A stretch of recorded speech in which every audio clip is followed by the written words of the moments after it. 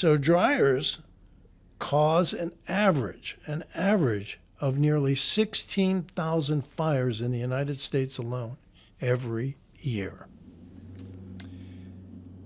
Last year in the United States, $238 million in property damage were caused by dryer vent fires, 444 injuries, and unfortunately 13 deaths in those fires. And John, the things that cause this, the easy fix to this is amazing. It's lint that builds up in your dryer vent, and nobody ever thinks to clean it. An R.J. Groner company can do that for you.